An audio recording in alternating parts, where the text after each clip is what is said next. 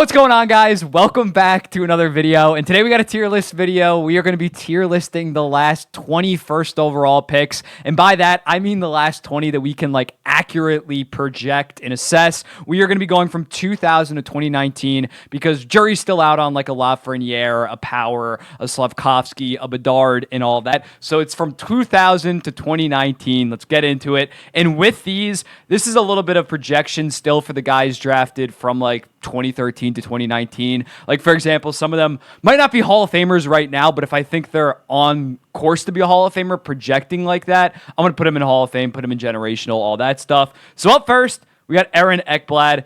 Aaron Ekblad, I'm going to put in good. I think people did kind of overrate him after that President's Trophy winning 2022 season when he had 57 points in 61 games. It was insane. He was a top 10 defenseman that year. But beyond that, he has not really been a consistent offensive force. Kind of got his job taken away from him by Brandon Montour last year. So I still think he's a good top pairing defenseman, but definitely mainly an offensive defenseman and not a legit number one like maybe we expected. So good, definitely not bust, but I wouldn't say elite. Elite for a defenseman, I would say is a consistent top 10 defenseman for the most part. Next up, Auston Matthews. I'm going to go with Hall of Fame. 2 Rockets, 1 Hart at only age 25. He's probably going to put together another 50-plus goal-scoring season. I think he's going to finish well north of 600 goals on his career unless something drastic happens. And he does get hurt a lot, so not saying I want that to happen, but he definitely could have his... Let's not even talk about it. Auston Matthews, if he stays healthy for the rest of his career, I think he's going to be a Hall of Famer. Even if he never has another Rocket or Hart-winning season, that trophy case is enough as long as he has the longevity. And especially if he wins the Stanley Cup, then he basically becomes a lock. So I'm going with Hall of Famer.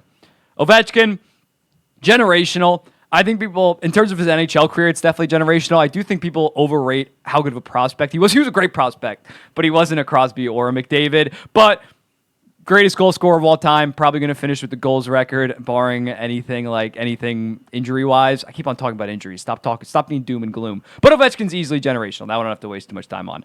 Another generational guy up, Connor McDavid. I like how it's not in order. That'd be boring if we just started in 2019 and went down. Connor McDavid, yeah, most talented player of all time. I still think he's going to win the goddamn Hart Trophy, and definitely the Art Ross this year. He has 12 points in his last 3 games or something ridiculous like that. Best player I've ever seen in my entire lifetime and probably the best ever. Erik Johnson, this is when it gets tough because he's definitely not a bust. He's played almost 1,000 games in his career, but he's not... I'm going to put him in good. In his prime, he was a number one defenseman playing 23 to 24 minutes a night. He's almost played 1,000 games in his career. He's definitely a disappointment, but in his prime, he was a good top pairing defenseman. He's not as good as Ekblad. Definitely not as good as Ekblad. I feel like people are going to see that and are going to equate Ekblad to Johnson. It's definitely Ekblad's close-ish to elite. Erik Johnson is definitely on the bottom tier of that. I usually go with 5 tiers. If there was an average tier in this, I probably would throw Erik Johnson in there, but I don't think there's enough people to fill out that average tier. Ilya Kovalchuk is a Hall of Famer in my opinion. He won, I think, a Rocket, or he definitely won 1 Rocket. I think he might have won 2 Rockets. And when you compare also what he did in the KHL, even when he left, he was a top 10 player in the league in his prime, one of the best goal scorers, probably second or third best goal scorer behind Ovechkin. He was an absolute beast. I feel like people kind of underrate him. Maybe his NHL career alone isn't Hall of Fame worthy. If he stayed in the NHL for all those years, he would have been a Hall of Famer. His prime was Hall of Fame worthy. So I'm going with Hall of Famer. That might be controversial. Jack Hughes, I'm going with Hall of Fame as well. I think you look at him 2 years ago, 56 points in 49 games, which is 94-point pace. Then 99 and 78, and now 25 and 16 to start this season, or maybe it's 26 and 15. He is trending to be a consistent top 100-point scorer in the NHL, and I think we could agree he's going to be a top 10 player for at least the next 5 years, probably a top 5 player. So this is a projection because he still only has 230 points career-wise. But at this point, I would genuinely be surprised if Jack Hughes isn't a Hall of Famer because, yeah, if he keeps on going at this rate, he's going to finish with at least 1,200 points all time, as well as multiple-time Hart finalist. I think he's going to win a Hart at least once in his career, so I'm going with the Hall of Famer. John Tavares, that's a tough one because he has the longevity, but he doesn't have any awards or any winning in the playoffs. What does he have? 2 series wins in his. I know playoffs aren't that important. Like I'm not going to judge him off that, but I'm going to go with elite. He definitely was an elite player in his prime. I think he's going to need to have another 3 to 4 high end seasons on the Leafs, like a near point per game, like at least 2 to 3 in order to get to the Hall of Fame, get to that 1,200 point mark. I could see why you'd have him in Hall of Fame, but he's definitely Hall of Very Good right now. He's probably going to be a Hall of Famer. And I'm moving him up. He's going to be a Hall of Famer. But he's definition of longevity, but his peak was 2 Hart finals. Like in his prime, he was a top 5 player in the NHL. He's going to be in my books, he should be a Hall of Famer. But I understand why people wouldn't have him. I know it's crazy. I'm defending John Tavares right now. That is nuts. But I'm going to keep him there. Fleury, also Hall of Famer. Similar to Tavares. He did win a Vezina, but Fleury's peak is kind of massively overrated. But when you look at it, he's 3rd all-time in wins. It's kind of hard to deny a guy that has that track record, and he has 1 Stanley Cup as a starter. He does have that team success. I think he's going to end up being a Hall of Famer. I think that Vezina win, before the Vezina win, I honestly argued that he wasn't a Hall of Famer, but he finally put together, it was a shortened season, but he put together that Vezina winning season. I think that puts him over the... When you're 3rd all-time in wins, and you have a goddamn Vezina, you're going to be in the Hall of Fame. Hischier, elite.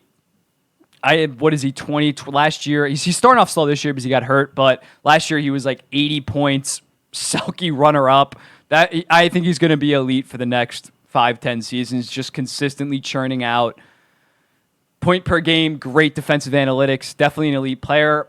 He'd have to, in order to get to that Hall of Fame level, he'd have to win a Selke or 2, and the Devils would have to win like 2 Stanley Cups. Am I ready to say that's going to happen? No, I'm not. So I'm going to keep him in elite right now. McKinnon, Hall of Fame.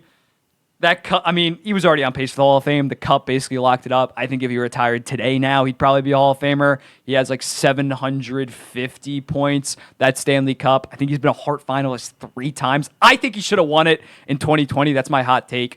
McDavid was fantastic for the Oilers too. Draisaitl was also great, but McKinnon just carried that team to like the number 1 seed in the West. It was insane. That's maybe a different video, but Hall of Famer definitely. Yakupov, obviously bust. Did not last that long in the NHL. He had that amazing rookie year. Not amazing, but like his rookie year was like, I think he had like 34 points in 48 games. Looked like he was trending in the right direction. A lot of off the ice things that led to his demise. Getting drafted by the Oilers at that time was an uphill battle, but he's definitely a bust. Kane, Hall of Famer, 3 Stanley Cups, Hart Trophy, one of the most electric players of all time, in my opinion, the greatest American of all time, easy Hall of Famer. Oh shit. Rasmus Dahlin, I'm going to go with elite. Before the season, middle of last season, I maybe would slightly go Hall of Fame, but you look at his contemporaries now, Quinn Hughes has passed him. I still think Miro Heiskanen's better, Adam Fox is better, Cale Makar. In order to get to that Hall of Fame level, I think he needs to win at least 1 Norris. I don't think Hughes really has to win that Hart just because he is battling against Bedard and McDavid sandwiched in between. In forwards, it's just easier to get into the Hall of Fame. Basically, as a defenseman, you really either need to be on a dynasty, which the Sabres can be, or win a Norris. And at this stage, man, it's definitely an uphill battle. Again, he's sniffing that. He's definitely closer than Hischier to being a Hall of Fame guy. But as of right now, I'm going to go with elite. DiPietro, bust. I hate to say it. When he was healthy, there was one season where actually he was like 7th in Vezina voting. He was actually really solid. He had like 3 decent seasons as a starter, but obviously with those injuries, he busted out. And just overall, he never was like a top 10 goaltender that we were expecting. It definitely stinks. I defend him. He's not in the same range as Nail Yakupov. I will always defend him on that. Like when people say like, oh, who's worse of a bust, Yakupov or DiPietro? It's Yakupov because DiPietro, his body just gave out on him. He was a decent starter, but his body just gave out. Definitely not worth the first overall pick, but I think he's underrated a bit. Rick Nash, elite. Rick Nash could have been a Hall of Famer. He had that 41 goal season, Rocket season back in like the dead puck era. That was insane. 41 goals used to win you the goddamn Rocket. But when looking at Nash, yeah, he kind of broke down after he was like 30 years old. Like his longevity was horrible. He was out of the league by 33, 34. So he had a great prime, maybe even a Hall of Fame prime. But throughout his career, he was a pretty elite goal scorer. Back when 35, 40 goals used to be a shit ton. That's what he was racking up like basically around every single season. Not going to be a Hall of Famer, but definitely an elite player. Ryan Nugent-Hopkins, this is going to be controversial. I'm going to put him in good. He's definitely taken his game to another level the past year or so, but that's in part because the Oilers' power play is so goddamn good. I just think if you threw Ryan Nugent-Hopkins on any other team, he'd be a good 60, 65-point second-line center. Obviously, he benefits a lot from playing with McDavid and Draisaitl on that power play, so I don't think that's going to be that controversial. Oilers fans are probably going to get mad, but he's in the same category as like an Ekblad in the terms of I can maybe see an argument for elite. I'm just going to go with good right now. Crosby, generational. Not really that controversial. What's the resume? 2 Rosses, 2 Rockets, 2 Hearts, 3 Stanley Cups, 2 Conn Smythes because Malkin won in 2009, and Malkin should have won one of those years, I forget. But yeah, childhood player that absolutely terrorized my childhood is obviously Sidney Crosby, just dominating the Islanders every single goddamn year in the early to mid 2010s. He's an absolute beast. Stamkos, Hall of Famer as well. 2-time Rocket. He scored 60 goals back in like 2011, which is like, I think the era adjusted like 69. Nice.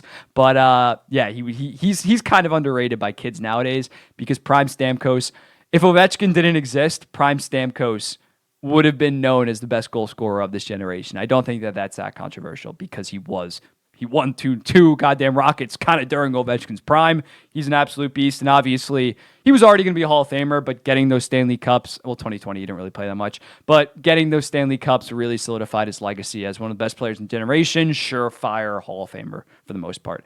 Then Taylor Hall, elite, not a Hall of Famer. Obviously, it's weird. A Hart winner is not going to end up being a Hall of Famer. Taylor Hall in his prime for the most part, Oilers, Devils, was around like a 70 to 80 point consistent offensive force. Getting that Hart obviously did help his legacy. I could see an argument for putting him in good, but I think with that Hart win, you can't really deny. You can't say a guy that won the Hart was never elite. Like that's kind of ridiculous. So Taylor Hall on the Devils was great. I think he had one season of like 85 points in Edmonton. He was an offensive beast. He was definitely elite. But this is the tier list. Now you understand why I couldn't really add like an average tier for Erik Johnson, because for the most part, if you have a first overall pick, you're getting a stud. Like there's 2 busts.